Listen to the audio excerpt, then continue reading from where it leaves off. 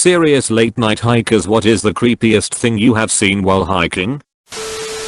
While it did not happen during the hike, rather the camping, it was still the creepiest thing I've experienced out there. Was working at a summer camp for kids and we went on an overpass outing. Had a cougar circle our camp from around 11 PM to roughly 5 AM. It was crying out, hoping one of us would separate from the group. I stayed up all night with bear spray and a hatchet, keeping an eye on it with the other staff.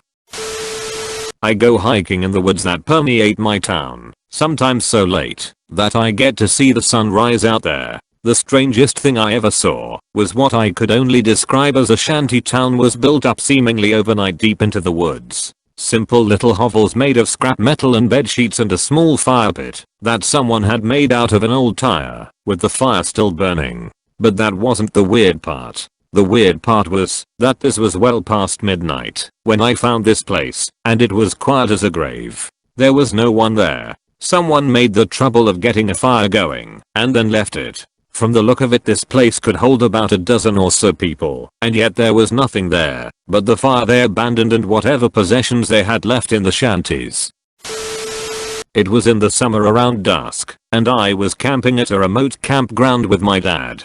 There was a lake right next to the grounds and my dad and I would trail blasé through the forest right next to the lake, because if you went far enough there was a really pretty waterfall. A few strange things happened on this hike. We found a slash pile that had a little kid's shoe on top. When we came to a small clearing, my dad had to take a leak to he faced one side of the clearing and I faced the other, and we both clearly heard a child say, "I'm over here." My dad thought it was me, and when he realized it wasn't, we spent half an hour looking for someone, but we found nobody. After that, we gave up on going to the waterfall and started to make our way back to camp, but there were clear sounds of something following us, twigs snapping, bushes shaking. We haven't been camping there since. Not so much hiking as walking home after work one night a lot of years ago. I normally got off around 7 PM and my walks home were uneventful. However, this night I covered a half shift for someone and worked until 11 PM. There was a trail behind some train tracks I would take home to avoid walking beside traffic and whatnot. I came to realize that night those trails were a lot different at 11 PM than they were at 7 PM. I happened across a guy who was laying by his bike moaning in pain. It didn't sound like real moaning, more like a kid's fake "I have a tummy and can't go to school" moan. I also noticed his bike was standing up on its kickstand. It didn't make sense to me. He would set his bike up properly, only to fall to the ground in pain. He saw me and called out to me for help, but I kept walking and turned to make my way back up towards the street. As I turn, I suddenly hear some shuffling around, and the previously hurt gentleman yells at me, "I'm gonna kill you, MOTHERF***KER.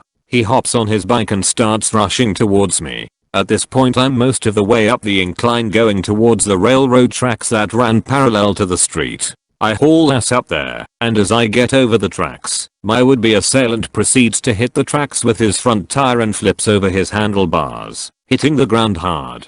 He is now moaning in pain for real and makes genuine calls for help. I used a payphone at a gas station to call the cops and explain what happened. They get there, and the officer explains to me this guy's a village idiot who does this ***T to rob people, and it's not the first time they had to pick his ass up after he biffed on a bike trying to rob someone. I told the officer he threatened to kill me and he laughed.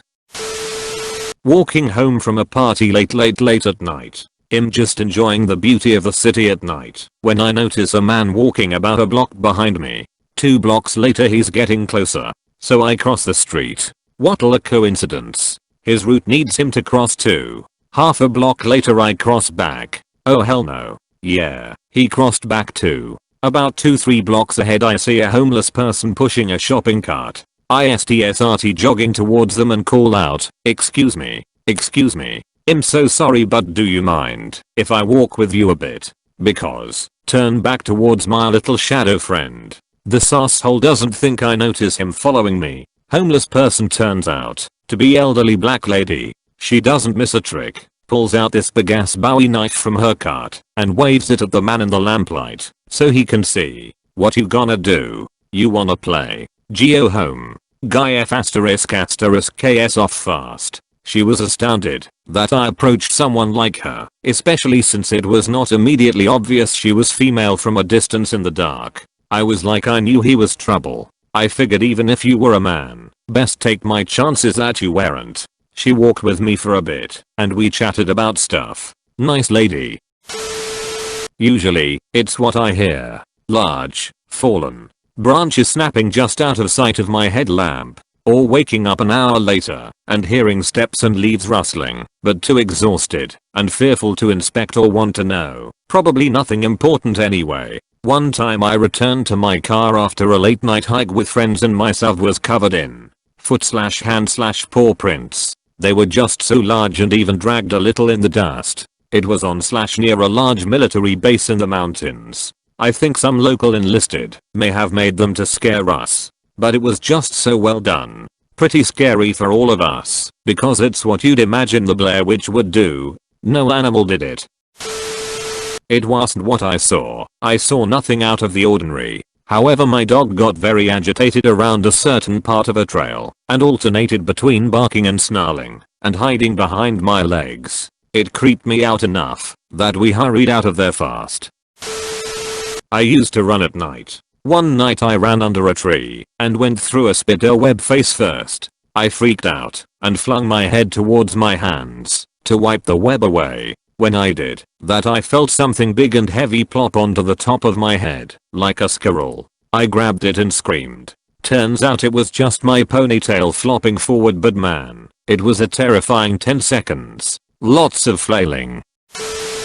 The amount of people who go hiking alone at night, some of you're leaving without a flashlight, is surprising. Subscribe for more daily content. Thanks for watching.